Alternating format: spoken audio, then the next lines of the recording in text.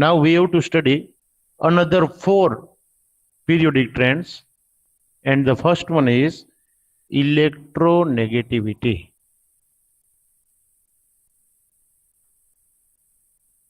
Electronegativity क्या है? तो हमें ये लिखना है the tendency to pull the shared electron pair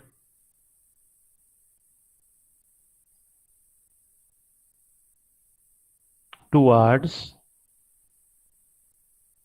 itself of any atom is its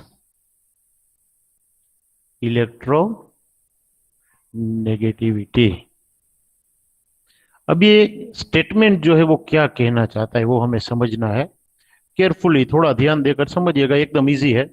मान लीजिए कि कोई दो एटम एक दूसरे के साथ जुड़े हैं, ए एंड बी, बराबर। दो एटम है, वो इलेक्ट्रॉन की शेयरिंग से जुड़ते हुए, आपको पता है जनरली बॉन्ड जो बनता है वो इलेक्ट्रॉन की शेयरिंग से बनता है। कोवेलेंट बॉन्ड की अगर बात करें तो मान लीजिए ये बॉन्ड बना है दोनों के बीच में, दोनों ने एक एक इलेक्ट्रॉन की पार्टनरशिप की है, तो दोनों एलिमेंट सेम है तो कोई दिक्कत नहीं, बट अगर अलग अलग है तो क्या दोनों की टेंडेंसी इलेक्ट्रॉन को पुल करने की, अपनी ओर खींचने की सेम होगी? तो आपका लॉजिकल आंसर क्या होगा? अगर एलिमेंट अलग अलग है तो क्या दोनों की इलेक्ट्रॉन खींचने की टेंडेंसी सेम होगी भाई, या अलग अलग होगी? क्या होगी? डिफरेंट होगी। अलग अलग होगी सर। अलग होगी, ऑब्वियस है, बराबर है, क्योंकि nature of atoms are different from each other in all the way. तो हम ये कह सकते हैं कोई एक एलिमेंट, ए और बी क्या है वो हमें नहीं बताया गया, बट कोई भी एक एलिमेंट ऐसा होगा जिसकी इलेक्ट्रॉन अपनी ओर खींचने की जो टेंडेंसी है, जिसे हम अब इलेक्ट्रोनेगेटिविटी कहेंगे, खास याद रखिए, बराबर है। तो किसी एक एटम की इलेक्ट्रॉन अपनी ओर पुल करने की टेंडेंसी है वो ज्यादा होगी और दूसरे की थोड़ी कम होगी। इसका मतलब ये होगा कि ये जो शेयर्ड इलेक्ट्रॉन पेयर है, ए और बी के बीच में जो इलेक्ट्रॉन की पेयर है वो दोनों के बीच में शेयर्ड है, दोनों की पार्टनरशिप है, कोवेलेंट बॉन्ड है ना, इसलिए हम उसे शेयर्ड इलेक्ट्रॉन पेयर कहेंगे। वो स्लाइटली बी की ओर रहेगी, या ऐसा जो एटम है जिसकी इलेक्ट्रॉन खींचने की टेंडेंसी ज्यादा है उसकी ओर रहेगी। तो होगा क्या, ये बी जो है उसके ऊपर पार्शियल माइनस चार्ज आएगा। खास याद रखिए, मैंने वर्ड बोला है पार्शियल, और ए के ऊपर कौन सा चार्ज आएगा भाई? बी के ऊपर पार्शियल माइनस आया है तो ए के ऊपर कौन सा चार्ज आएगा? पार्शियल, हाँ वेरी गुड, पार्शियल पॉजिटिव आएगा। रीजन ये है कि ए और बी की जो कंपटीशन है इलेक्ट्रॉन खींचने की, उसमें ज्यादा स्ट्रॉन्ग कौन है? तो बी है। अब क्वेश्चन ये उठता है कि why some atoms can pull the electron in larger amount while some atoms can do not so। तो ऐसा क्यों है? तो रीजन उसका ये है कि उसकी साइज, एक रीजन ये है कि उसकी साइज, दूसरा रीजन ये है number of protons present in nucleus.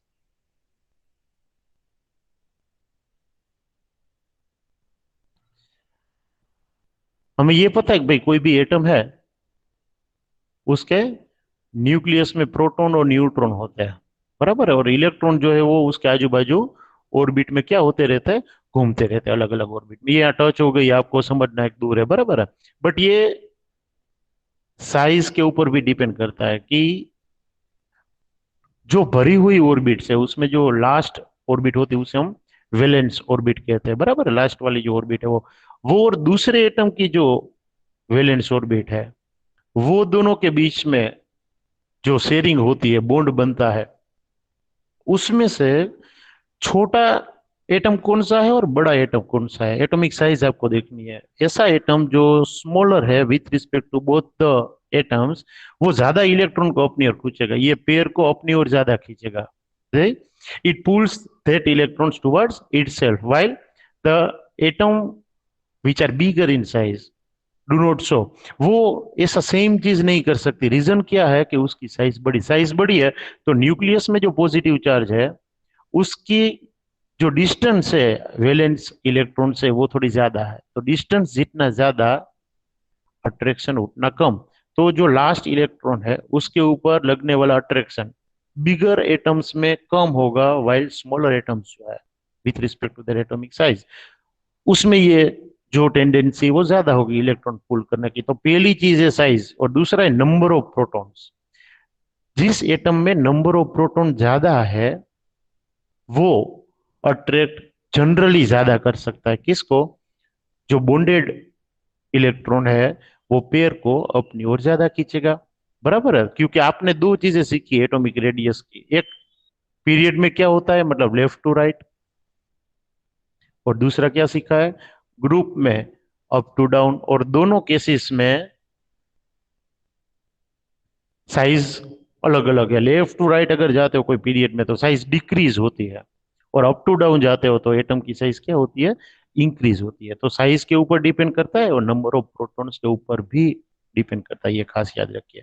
तो इलेक्ट्रोनेगेटिविटी किसे कहते हैं, तो खास याद रखना, the tendency of an atom to pull the said electron pair towards itself in any bond is its electronegativity. Bond के इलेक्ट्रॉन अपनी ओर खींचने की जो टेंडेंसी है। देखो यहाँ पर पार्शियल चार्ज लिखा है, मैं फिर से आपको कह रहा हूँ, कंप्लीट चार्ज इसलिए नहीं लिखा है हमने। ये जो सिंबल है ना वो डेल्टा है, ये याद रखना है आपको। ये सिंबल को क्या नाम देना है, इट इज डेल्टा।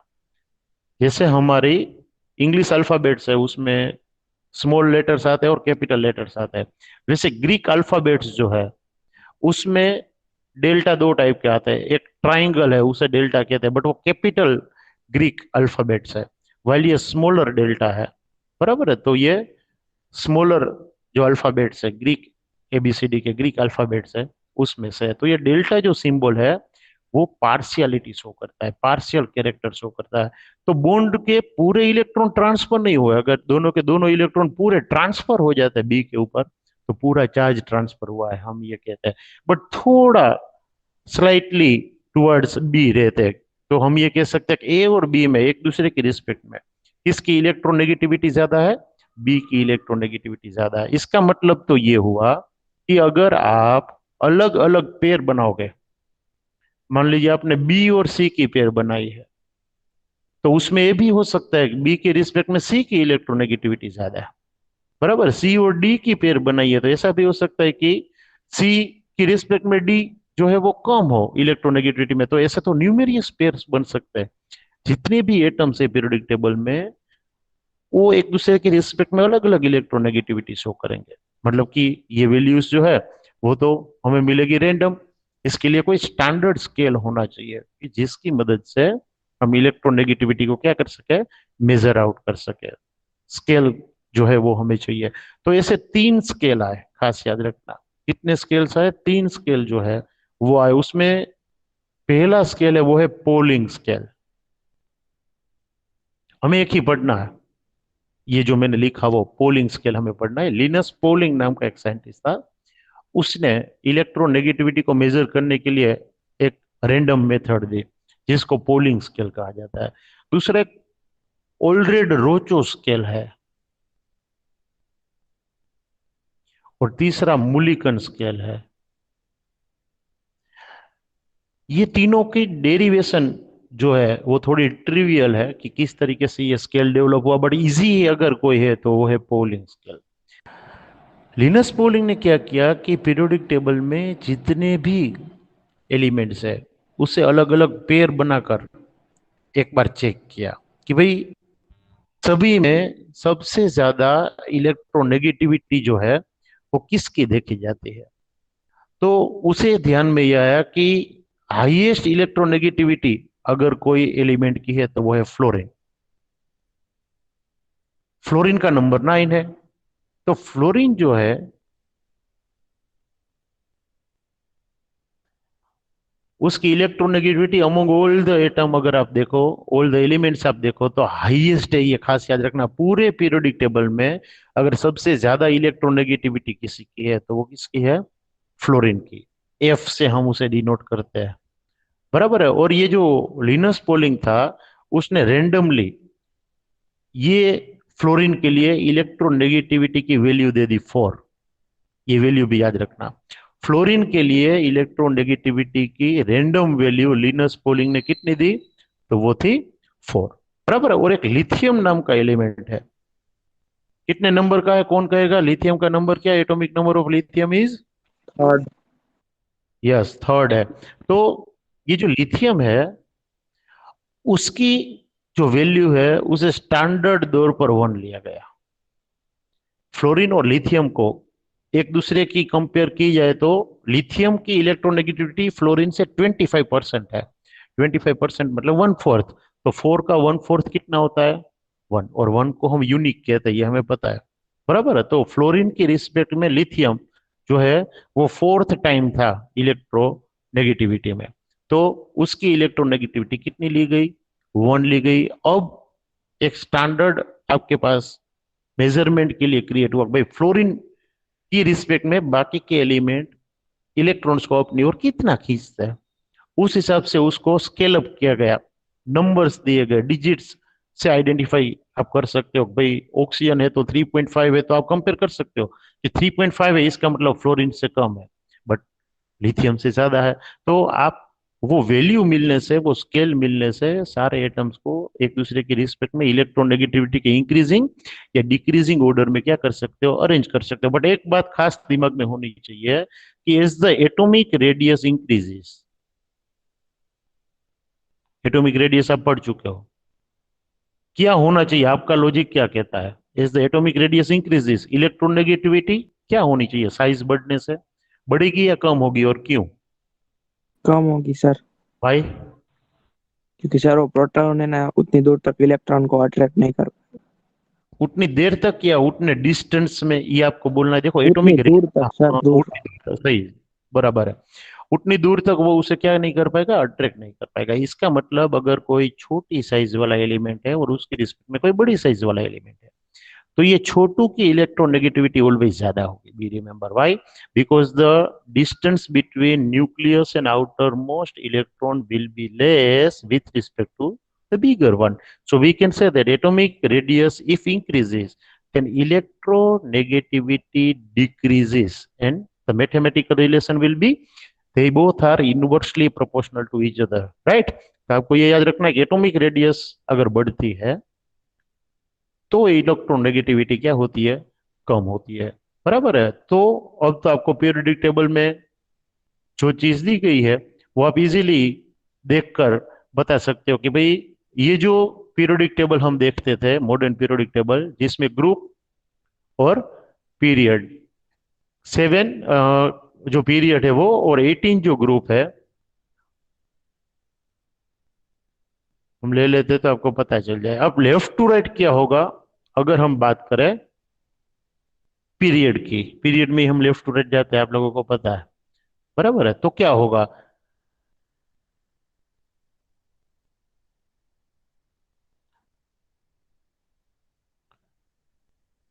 बराबर है। मान लीजिए कि आप ये लिथियम बेरिलियम से लेकर फ्लोरीन तक जो है वो कंपेयर कर रहे हो, तो एटॉमिक रेडियस और आयनिक रेडियस का ट्रेंड आपको पता है। एटॉमिक रेडियस और आयनिक रेडियस क्या होते हैं? डिक्रीज होते थे। बराबर है। Ionisation enthalpy and electron gain enthalpy क्या होती थी? मैंने दो दो की पेयर याद रखने के लिए कही थी।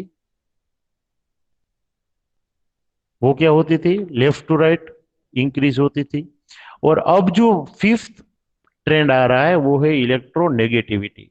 तो लेफ्ट टू राइट साइज कम होती है, एटॉमिक रेडियस क्या है, डिक्रीज होती है due to effective nuclear charge increment. तो इलेक्ट्रोनेगेटिविटी जो है वो इंक्रीज होगी। इसका मतलब लिथियम की रिस्पेक्ट में बेरिलियम की इलेक्ट्रोनेगेटिविटी ज्यादा होगी, उसकी रिस्पेक्ट में बोरोन ज्यादा, उसकी रिस्पेक्ट में कार्बन ज्यादा, फिर नाइट्रोजन, ऑक्सीजन, फ्लोरीन ज्यादा।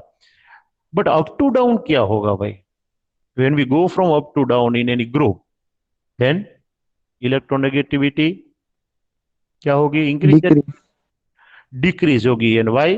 तो उसका रीजन ये है कि अप टू डाउन साइज बढ़ती है, आपको सबको पता है, क्योंकि सेल का नंबर इंक्रीज हुआ। देखो 2 3 4 5, और जो पीरियड का नंबर है वो उसके आउटर मोस्ट सेल का नंबर है, ऐसा आपको कहा गया था। तो सेल का नंबर बढ़ता है तो साइज तो बढ़ती है। बराबर है ना? ये फर्स्ट सेल है, सेकंड सेल आएगा तो साइज और बढ़ेगी। तो साइज जैसे जैसे बढ़ती है वैसे न्यूक्लियस का आउटर मोस्ट इलेक्ट्रॉन के ऊपर अट्रैक्शन क्या होता है? डिक्रीज होता है।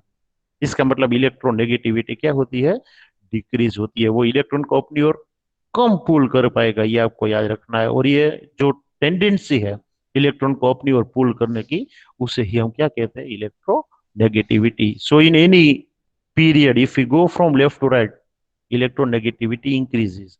But in any group मतलब vertical columns, if you go from up to down in any group, then due to increment in number of cell, attraction between nucleus and outermost electron decreases. So we can say that electronegativity मतलब tendency of pull the electron towards itself also decreases. तो electronegativity decrease होती है, बराबर है।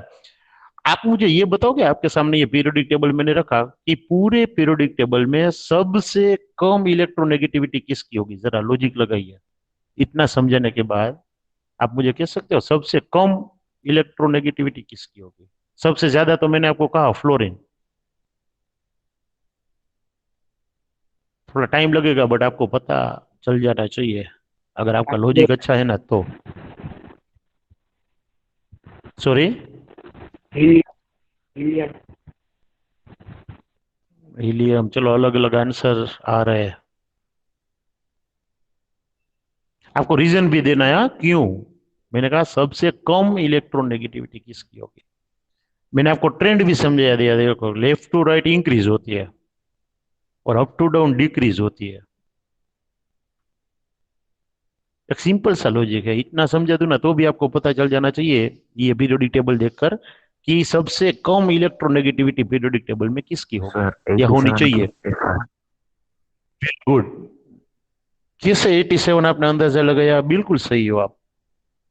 क्योंकि up to down decrease होगी ना, और हाँ लेफ्ट टू राइट डिक्रीज होगी, तो सबसे फर्स्ट 87 हाँ फर्स्ट। बराबर। इसका मतलब ये होगा, इसका मतलब सीधा आप ये कर सकते हो कि सारे पीरियड्स में अगर कम से कम इलेक्ट्रोनेगेटिविटी किसी की है ना तो वो पहले ग्रुप की होगी हर एक पीरियड में। मतलब आप ये सेकेंड पीरियड की बात करते हो तो लेफ्ट टू राइट तो बढ़ती है, मतलब सबसे कम लिथियम की होगी पहले पीरियड में। बाद में आप नेक्स्ट पीरियड में जाते हो थर्ड पीरियड में तो क्या होगा, ये सब तो इंक्रीज होती जाएगी इलेक्ट्रोनेगेटिविटी है वो, तो सबसे ज्यादा ये पूरे पीरियड में कौन होगा? सोडियम। तो हर एक पहला पहला मेंबर जो है पीरियड का, उसकी इलेक्ट्रोनेगेटिविटी अपने पीरियड में सबसे कम होगी due to their bigger atomic size. अब आपको सिर्फ कंपेयर करना पड़ेगा पहला ग्रुप जो है वो, तो पहले ग्रुप में भी अप टू डाउन तो साइज क्या होती है, बढ़ती है। इसका मतलब पूरे पीरियोडिक टेबल में फ्रांसियम जो है उसकी एटॉमिक साइज बड़ी है, और सबकी एटॉमिक साइज एक दूसरे के साथ आप कंपेयर करते हो तो जिसकी साइज बढ़े एटॉमिक साइज, उसकी इलेक्ट्रोनेगेटिविटी कम होगी। तो 87 आपने सही कहा, फ्रांसियम जो है उसकी इलेक्ट्रोनेगेटिविटी पूरे पीरियोडिक टेबल में सबसे कम होगी, बराबर है। और सबसे ज्यादा तो हमने कहा फ्लोरीन। हम जनरली ये नोबल गैसेस जो दिए हैं आपको, लास्ट वाला ग्रुप जो दिया है उसको ट्रेंड्स के टाइम ध्यान में नहीं लेते, खास याद रखना। हम जब ट्रेंड की बात करें डिक्रीजेस और इंक्रीजेस तो सिर्फ 1 to 17 में बोलते हैं। इसका रीजन ये है कि 18 तो ऑलरेडी हाईली स्टेबल है।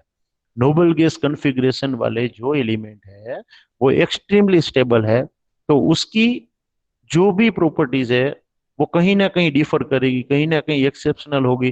तो हम 1 to 17 तक का ट्रेंड देखते हैं, जब भी देखते हैं वो याद रखिए, बराबर। तो ये बात हुई इलेक्ट्रोनेगेटिविटी की।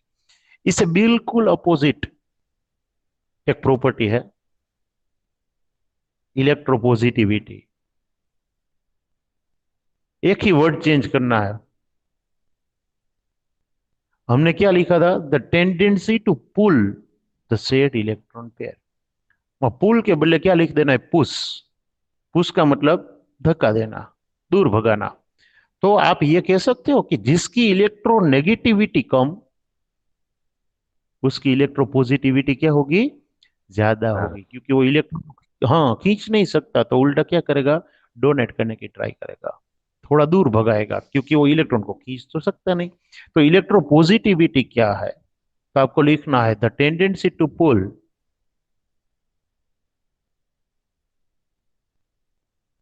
The tendency to push. वहां पर पुल था तो यहां पर कर देंगे tendency to push the shared electron pair.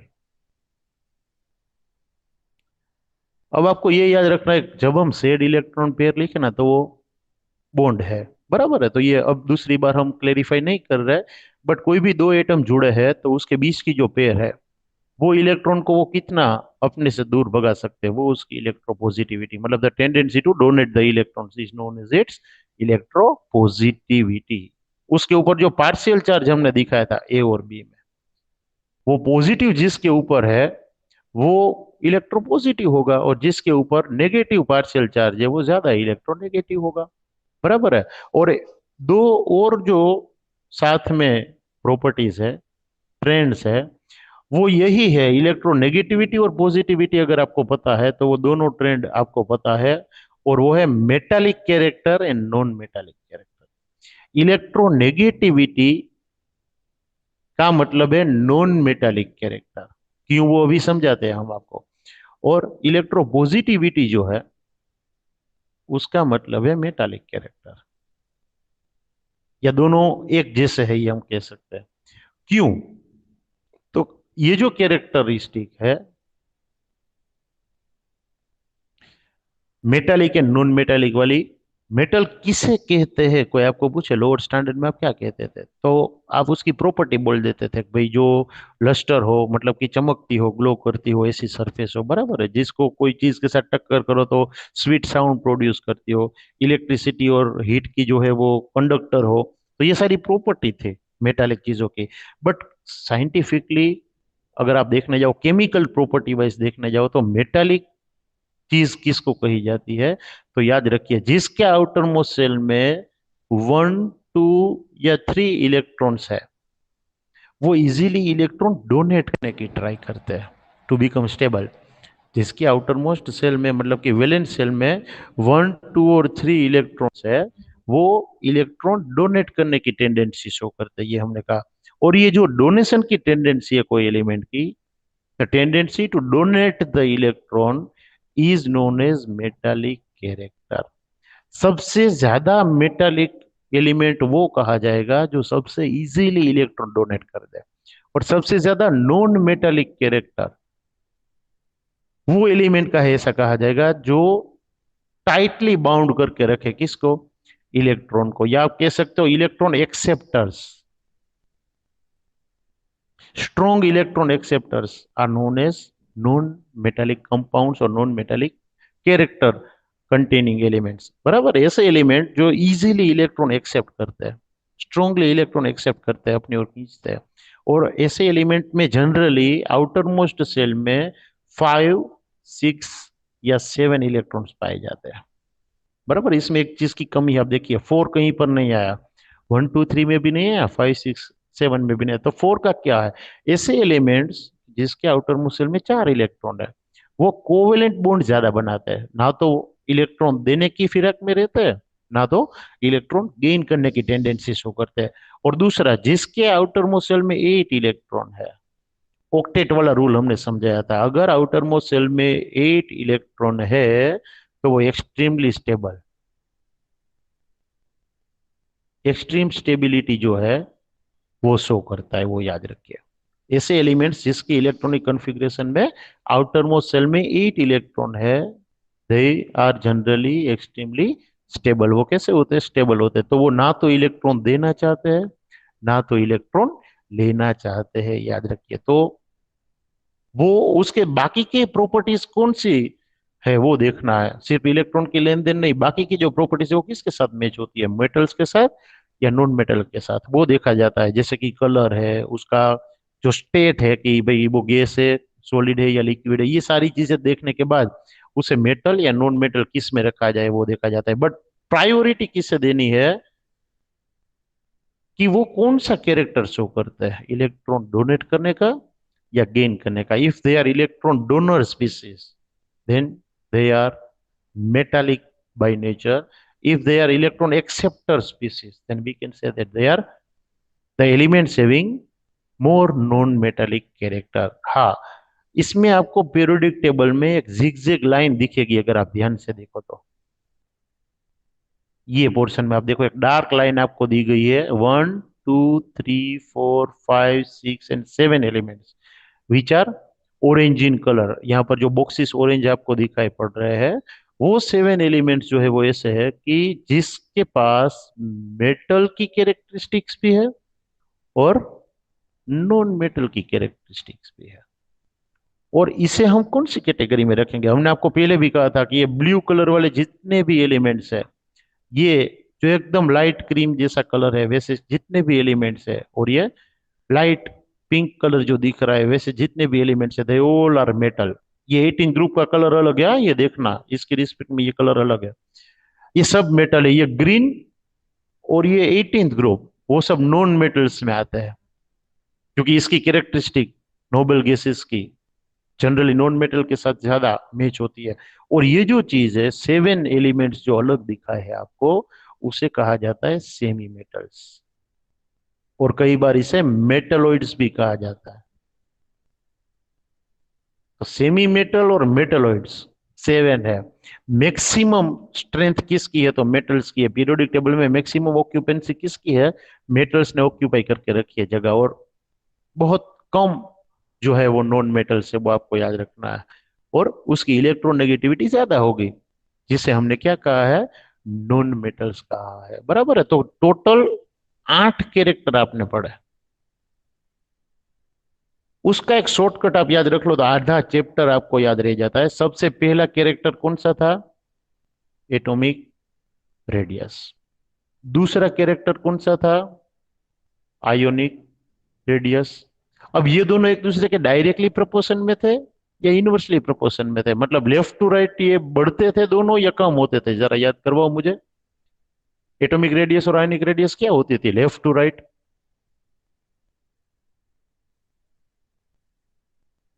कोई पीरियड में हम जाए लेफ्ट टू राइट तो एटॉमिक रेडियस डिक्रीज। क्या होती? डिक्रीज होती थी। सही है। और आयोनिक रेडियस भी डिक्रीज होती है। इसका मतलब ये है कि atomic radius and ionic radius are directly proportional to each other. कोई ग्रुप में हम वर्टिकल कॉलम में जाए अप टू डाउन तो एटॉमिक रेडियस इंक्रीज होती थी, तो आयोनिक रेडियस भी इंक्रीज होती थी। इसका मतलब ये डायरेक्टली प्रोपोर्शन में। बट तीसरी जो प्रॉपर्टी है आयोनाइजेशन एंथैल्पी, हमने ये कहा था, सिंबल कुछ ऐसा था डेल्टा एच आई। बराबर। आयोनाइजेशन एंथैल्पी जो है वो क्या होती थी लेफ्ट टू राइट? किसी को याद है? As the size decreases ionization enthalpy क्या होती थी? इंक्रीज या डिक्रीज?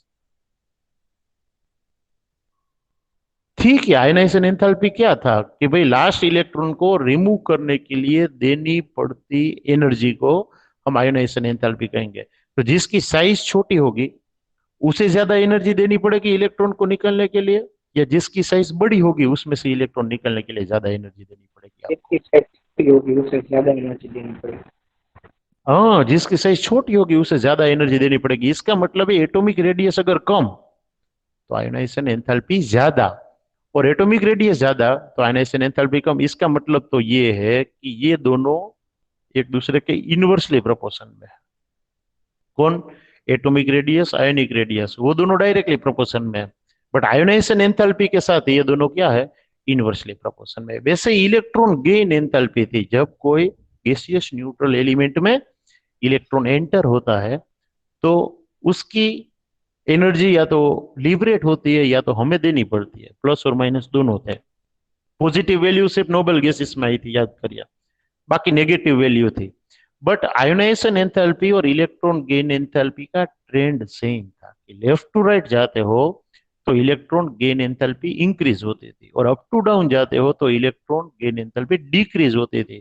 तो आयोनाइजेशन एंथैल्पी और electron gain enthalpy they both are directly proportional to each other। तो ये दोनों एक दूसरे के डायरेक्टली प्रोपोर्शन में है। बट एटॉमिक रेडियस और आयनिक रेडियस के साथ ये दोनों क्या है? इनवर्सली प्रोपोर्शन में है। बराबर है। टोटल 4 प्रॉपर्टी हुई, और बाकी की 4 प्रॉपर्टी जो आज हमने सीखी उसमें इलेक्ट्रोनेगेटिविटी क्या होगी वो मुझे बताओ। एटॉमिक रेडियस और जो इलेक्ट्रोनेगेटिविटी हमने पढ़ी उसका रिलेशन क्या पढ़ाया है मैंने अभी? डायरेक्टली है या इनवर्सली प्रोपोर्शन है? एटॉमिक रेडियस डिक्रीज होगी तो आयोनाइजेशन सॉरी इलेक्ट्रोनेगेटिविटी बढ़ती थी या कम होती थी? साइज जिसकी छोटी उसकी इलेक्ट्रोनेगेटिविटी क्या होती थी? ज्यादा या कम? इलेक्ट्रॉन खींचने की टेंडेंसी क्या होती थी? हाँ, कम होती थी। मतलब एटॉमिक रेडियस जो है वो अगर बड़ी है तो इलेक्ट्रोनेगेटिविटी जो है वो कम होगी, और एटॉमिक रेडियस कम है तो इलेक्ट्रोनेगेटिविटी क्या होगी? ज्यादा होगी। वो मतलब inversely proportional to each other था। तो एटॉमिक रेडियस के साथ जो इलेक्ट्रॉन नेगेटिविटी है वो इनवर्सली प्रोपोर्शन में है, बराबर है। तो आपको एक रिलेशन मिलेगा, आपको चाहे कोई भी टाइप का क्वेश्चन पूछे जेई नीट में तो आप आंसर दे सकते हो। आपको अगर आयोनाइजेशन एंथैल्पी और इलेक्ट्रॉन नेगेटिविटी का रिलेशन पूछे तो भी आप पता लगा सकते हो। आपको अगर एटॉमिक रेडियस और इलेक्ट्रॉन गेन एंथैल्पी पूछे तो भी वो दोनों का रिलेशन आप पता लगा सकते हो। आपको एक ये लाइन लिखनी है जो हमने लिखी है। अब इलेक्ट्रोपॉजिटिविटी की बात आती है तो इलेक्ट्रोनेगेटिविटी से इलेक्ट्रोपॉजिटिविटी एकदम इनवर्स है, वो आपको पता है। तो आप सिर्फ ये दोनों का रिलेशन देखो ऑटोमेटिकली, बाकी के तो एडजस्ट होंगे। देखो, जिसकी एटॉमिक रेडियस बड़ी उसकी इलेक्ट्रोपॉजिटिविटी ज्यादा ही होती है, ये हमने सीखा। तो already they will be in directly proportional to each other, वो अरेंज हो ही जाएंगे। अगर कोई एक अरेंज हो जाता है तो बाकी सब ऑटोमेटिकली अरेंज हो जाता है। And last one, metallic character और इलेक्ट्रोपॉजिटिविटी क्या था वो जरा याद करिए, इनवर्सली या डायरेक्टली। इलेक्ट्रॉन डोनेट करने की कैपेसिटी को हम इलेक्ट्रोपॉजिटिविटी कहते हैं, सेम उसे ही हम मेटालिक कैरेक्टर कहते हैं। इसका मतलब क्या हुआ कि जिस एलिमेंट की इलेक्ट्रोपॉजिटिविटी ज्यादा उसका मेटालिक कैरेक्टर ज्यादा। इसका मतलब एटॉमिक रेडियस और मेटालिक कैरेक्टर डायरेक्टली प्रोपोर्शन में है। जिसकी रेडियस बड़ी, जिसकी साइज बड़ी, उसकी मेटालिक कैरेक्टर भी ज्यादा होती है, वो याद रखना। और मेटालिक कैरेक्टर से उल्टा क्या होता है, नॉन मेटालिक कैरेक्टर, क्योंकि मेटल और नॉन मेटल तो एक दूसरे का उल्टा कैरेक्टर है। तो इलेक्ट्रॉन नेगेटिविटी और non metallic character directly proportion में आए। आप देखो, मतलब इलेक्ट्रॉन खींचने की कैपेसिटी जो है उसे हम इलेक्ट्रॉन नेगेटिविटी कहेंगे। पॉजिटिविटी से ये अपोजिट आया। तो ये पूरा जो शॉर्टकट आपको मिला है आठों प्रॉपर्टी का, वो कहीं ना कहीं लिख लीजिए आप, बराबर है। ये आधा चैप्टर इसमें आ जाता है कि कौन सी प्रॉपर्टी कौन से रिलेशन में है एक दूसरे का। तो ज्यादा दिमाग ना लगाते हुए ये सिर्फ एक शॉर्टकट याद रखोगे तो भी आपको पूरा ट्रेंड याद रह जाएगा। क्योंकि जो पीरियोडिक टेबल आपने देखा उसमें हमने आपको कहा था कि एक चीज अगर आपको याद रहेगी एटॉमिक रेडियस, तो आपको सारी चीजें याद रुको ना, रह उसका जाएगी। स्क्रीनशॉट लेता हूँ। ओके चलो रख देता हूँ, बराबर है।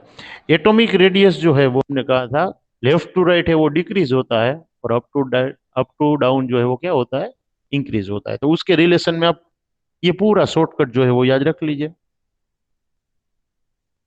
स्क्रीनशॉट खींच लो तो बता देना, आगे बढ़ेंगे थोड़ा। Done sir. ओके, बराबर। तो ऐसे शॉर्टकट जो है वो आप जो बुक में से पढ़ रहे हो, मैंने पेम्पलेट भेजा वो प्रिंट करवाया है या फिर टेक्स्ट बुक में से, उसमें जरूर लिख लेना, ताकि कहीं ना कहीं ये जेई नीट में काम में बहुत ज्यादा आने वाला है, बराबर है। ये बात हुई प्रॉपर्टीज की। जो मेन चीजें थी ये चैप्टर की वो यहाँ पर लगभग लगभग खत्म हो गई है। अब दो चीजें ऐसी पढ़नी है जो ट्वेल्थ के रिलेशन में बहुत ज्यादा जरूरी है, हमारे जो आगे के सिलेबस है उससे रिलेटेड है। ट्वेल्थ में जो चैप्टर्स आते हैं उसमें ये चीज बहुत ज्यादा जरूरी है।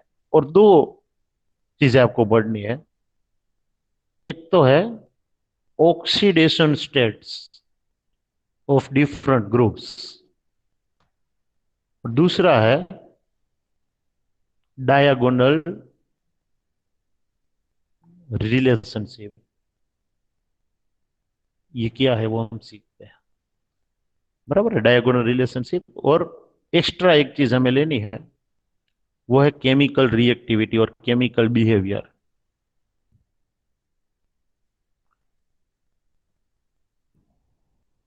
आपकी टेक्स्ट बुक अगर आपके पास है तो उसमें लिख कर बहुत ज्यादा दिया है, काम की चीजें उसमें से गिनी चुनी बहुत कम है। और समझने लायक जो एक चीज है वो तो दी ही नहीं है, वो हमें पीरियोडिक टेबल की इलेक्ट्रॉनिक कॉन्फ़िगरेशन अगर याद है तो हम ये ऑक्सीडेशन स्टेट जो है वो समझ सकते हैं। किसी को याद है? मैंने ऑक्सीडेशन स्टेट एक दो बार समझाई है। किसे हम ऑक्सीडेशन स्टेट कहते हैं, शॉर्ट में जो भी लैंग्वेज में आपको समझ में आए वो आंसर दे सकते हो। ऑक्सीडेशन स्टेट सर किसे कहते उसमें हैं? इलेक्ट्रॉन इलेक्ट्रॉन डोनेट या गेन किया हुआ होता है। बराबर है, एकदम सही। इसका मतलब ये है कि उसके ऊपर जो चार्ज दिखाया है उसे हम उसकी ऑक्सीडेशन स्टेट कह सकते हैं, राइट। या ऑक्सीडेशन स्टेट का दूसरा नाम हम क्या देते हैं, वैलेंसी, बराबर। कई बार उसे वैलेंस कहा जाता है, बट हम वैलेंसी जो है वो प्रोनाउंस करते हैं और वही लिखेंगे। तो वैलेंस जो है या वैलेंसी है उसे हम ऑक्सीडेशन स्टेट कहेंगे। आप पीरियोडिक टेबल को ध्यान से देखते हो, पर्टिकुलरली उसकी इलेक्ट्रॉनिक कॉन्फ़िगरेशन याद होनी चाहिए, मैंने जैसे आपको कहा। तो पहले ग्रुप की कॉमन कॉन्फ़िगरेशन मैंने क्या लिखवाई थी, किसी को याद है? पहले ग्रुप की कॉमन इलेक्ट्रॉनिक कॉन्फ़िगरेशन क्या थी NS1 भाई? Very good, NS1। और दूसरे ग्रुप की? NS2 NS2। 13th ग्रुप की? NS2 NP1। याद रखनी होगी बच्चों, आपको कभी भी पूछी जाए आपको याद होना चाहिए। 14th ग्रुप की?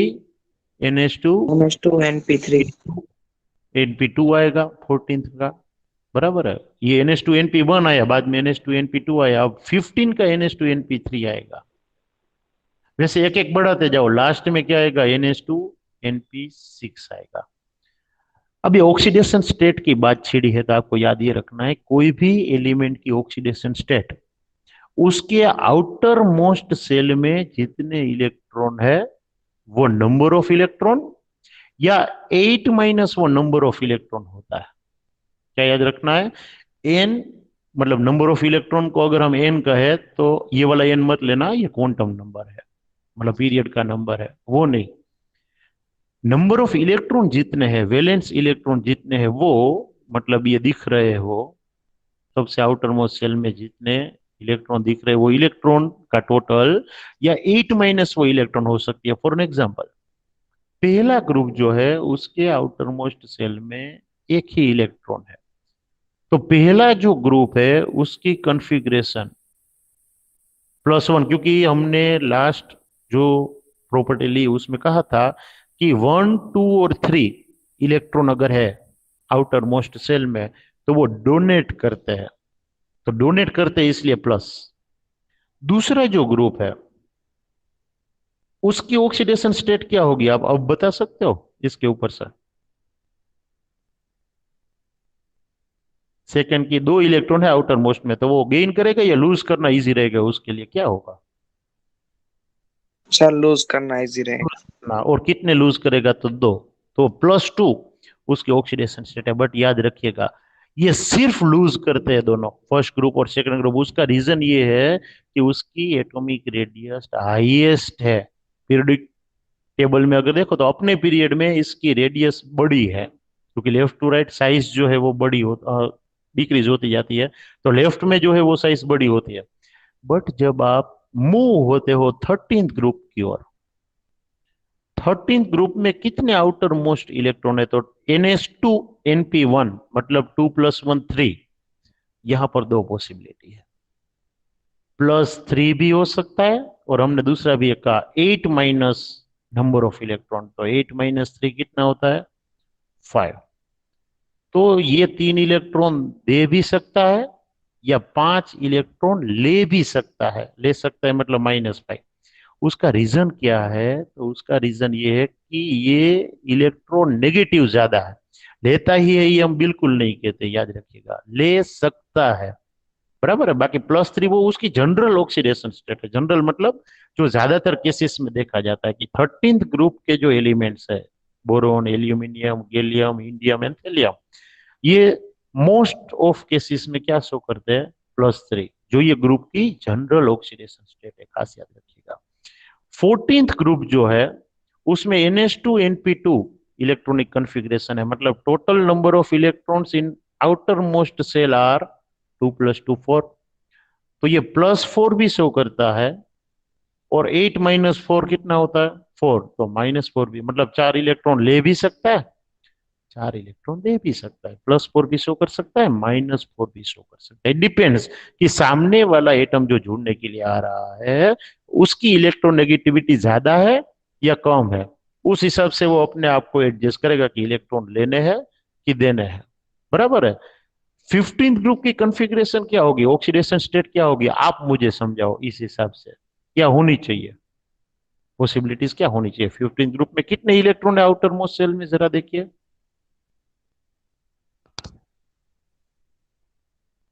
NH2 5 sir. NP, हाँ 5 बराबर है। तो कितनी ऑक्सीडेशन स्टेट हो सकती है उसकी?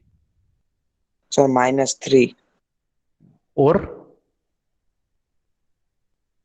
और -3 तो है ही, बराबर है, आप बिल्कुल सही हो। दूसरा क्या हो सकता है? वो पांचों के पांचों इलेक्ट्रॉन +5। हाँ +5 और -3, बराबर है। वैसे 16 ग्रुप में क्या हो सकता है? -2 और +6। वेरी गुड, -2 और +6, और मोस्ट प्रोबेबल -2 ही होगा, बराबर, क्योंकि इलेक्ट्रॉन नेगेटिविटी बढ़ती है लेफ्ट टू राइट। तो ये इलेक्ट्रॉन खींचना चाहेगा, और खींचना चाहेगा तो उसके पास 6 इलेक्ट्रॉन तो है आउटर मोस्ट शेल में, बराबर। ये NH2 NP4 होगा, तो 4 + 2 6। तो ऑक्टेट कंप्लीट करने के लिए, 8 इलेक्ट्रॉन का सेल कंप्लीट करने के लिए 2 की खाली जगह है, 6 तो उसके पास ऑलरेडी है, तो 6 देना इजी नहीं है, 2 लेना इजी रहेगा उसके लिए। तो -2 जो है मोस्ट प्रोबेबल है, बट +6 हमने इसलिए लिखा कि इससे भी ज्यादा इलेक्ट्रोनेगेटिव एलिमेंट अगर अटैक करता है इसके ऊपर, जैसे कि फ्लोरीन, तो ये इलेक्ट्रॉन लेने के बदले डोनेट करेगा, उसे लेने के देने पड़ जाएंगे, हम ऐसा कह सकते हैं। तो ये इलेक्ट्रॉन लेने के बदले इलेक्ट्रॉन देगा, और तब वो +6 तक इलेक्ट्रॉन दे सकता है। And last one, 17th group की हम बात करें, हेलोजेंस। 17th ग्रुप को हेलोजेंस कहा जाता है, ये हमने कहा था। तो उसकी इलेक्ट्रॉनिक कॉन्फ़िगरेशन के हिसाब से उसकी ऑक्सीडेशन स्टेट क्या क्या हो सकती है? -1 +7। वेरी गुड, -1 एंड +7, और मोस्ट प्रोबेबल -1 ही होगा। और उसमें जो फ्लोरीन है वो तो कभी प्लस नहीं होगा, फ्लोरीन ऑलवेज -1। क्यों भाई, हमने ऐसा क्यों कह दिया जबरदस्त वेट के साथ कि भाई -1 ही होगा? आगे कुछ हमने कहा है, देखो एक प्रॉपर्टी प्रूव की है, कौन सी प्रॉपर्टी है मोस्ट ध्यान? Electron negative. Very good, because fluorine is highest electronegative element among all the elements, we can say that. So it can only and only accept the electrons from any other elements, वो donate तो करेगा ही नहीं, क्योंकि electronegativity सबसे ज्यादा है, तो वो खींचेगा ही इलेक्ट्रॉन। तो फ्लोरीन ऑलवेज -1। बाकी की जो हेलोजन है, क्लोरीन, ब्रोमीन, आयोडीन, वो प्लस हो सकते हैं और 7 तक हो सकते हैं, बराबर है। वो डिपेंड करता है कि सामने उससे ज्यादा अगर कोई इलेक्ट्रोनेगेटिव एलिमेंट आता है तो वो प्लस बनेंगे, बराबर है।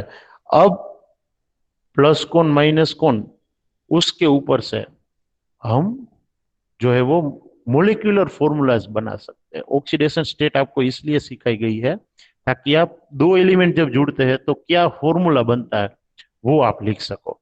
फॉर एग्जाम्पल, कोई आपको कहे भाई एल्यूमिनियम और ऑक्सीजन एक दूसरे के साथ जुड़ता है, तो क्या प्रोपोर्शन होगा दोनों का?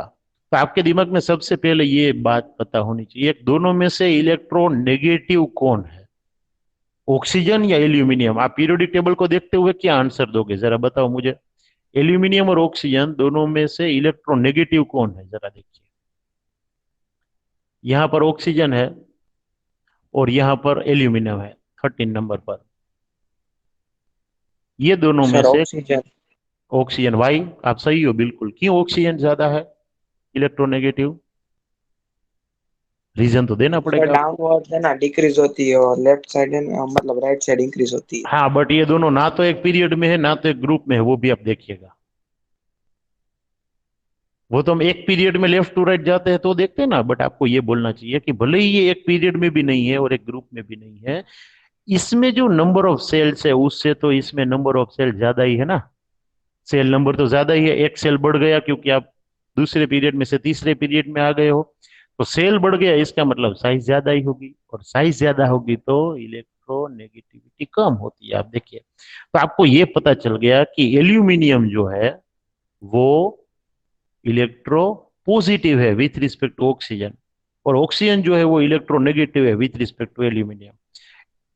अब रूल ये कहता है, खास याद रखिएगा, 99% मोलिकुलर फॉर्मूला आपको ऐसे दिखेंगे जिसमें जिसकी इलेक्ट्रोनेगेटिविटी कम हो वो यहां पर लिखा जाए, और ज्यादा हो वो राइट हैंड साइड में लिखा जाए। मतलब लेफ्ट हैंड साइड में आपको पॉजिटिव आयंस लिखने हैं और राइट हैंड साइड में आपको क्या लिखना है, नेगेटिव आयंस लिखने हैं, खास याद रखिए, बराबर है। तो इलेक्ट्रोनेगेटिविटी के हिसाब से हमने लिख दिया।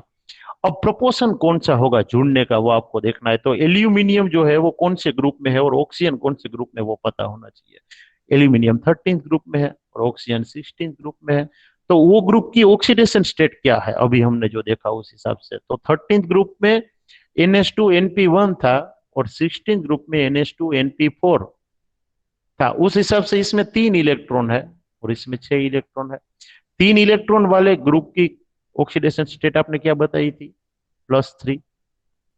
और 6 वाले की माइनस वाली कौन सी बताई थी, क्योंकि ये प्लस हुआ तो ये तो ऑब्वियसली माइनस वाली लिखनी है। NH2 NP4 जो है उसमें 6 इलेक्ट्रॉन है, तो अब वो कितने ऑक्यूपाई करेगा, गेन कितने करेगा? -2। Very good. तो 2 गेन कर रहा है, मतलब हम बताएंगे -2। इसका मतलब एल्यूमिनियम +3 होगा, ऑक्सीजन -2 होगा। और ये दोनों जुड़ेंगे तो खास याद ये रखना है, जितना पॉजिटिव चार्ज है ना उतना ही नेगेटिव चार्ज होना चाहिए, वरना प्रॉब्लम। मतलब न्यूट्रलाइजेशन शुड बी देयर। अब ऐसा तो कैसे हो सकता है, इसके एक के ऊपर +3 चार्ज है, एक के ऊपर -2 चार्ज है, तो आप ऐसा कर सकते हो कि 2 मोल एल्यूमिनियम के लो और 3 मोल ऑक्सीजन के लो। आप ध्यान दो, दोनों का क्या हो जाएगा, एक एल्यूमिनियम के ऊपर +3 चार्ज तो 2 का मिलाकर क्या होगा, +6। एक ऑक्सीजन के ऊपर -2 तो 3 का मिलाकर क्या होगा, -6। तो जितना पॉजिटिव उतना नेगेटिव हो गया। बट इसका एक इजी मेथड है, क्रॉस मल्टीप्लाई कर दो सिर्फ।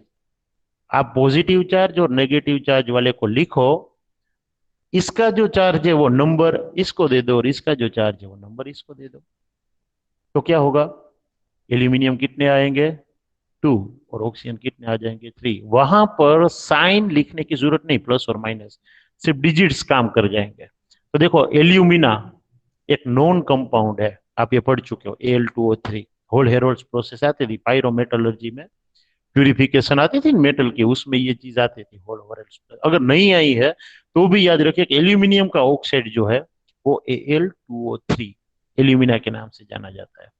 वैसे ही आप मुझे बता सकते हो हाइड्रोजन और सल्फर जुड़ेंगे तो फॉर्मूला क्या होगा? हाइड्रोजन के पास एक इलेक्ट्रॉन होता है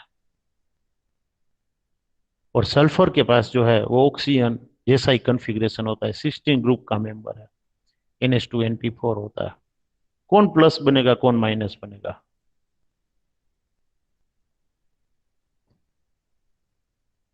हाइड्रोजन के पास एक इलेक्ट्रॉन होता है 1s1, और सल्फर के पास यही होता है NH2 NP4 आउटर मोस्ट। तो क्या होगा, ये 1 वाला डोनेट कर देगा या गेन करेगा? आपका क्या मानना है, क्या हो सकता है? क्या आप साइज की रिस्पेक्ट में नहीं बता सकते? और देखिए हाइड्रोजन जो है वो इजीली इलेक्ट्रॉन डोनेट कर देता है, तो H+ बनता है। H के ऊपर +1 जो है वो साइज चार्ज आएगा, और सल्फर जो है उसमें 2 इलेक्ट्रॉन आ सकते हैं, तो ऑक्टेट कंप्लीट हो जाएगा। 2 गेन करता है तो क्या होगा, -2, और क्रॉस मल्टीप्लाई कर दो तो क्या मिल जाएगा, H2S। तो हाइड्रोजन सल्फाइड नाम का गैस बनता है ये जो H2S है। तो इस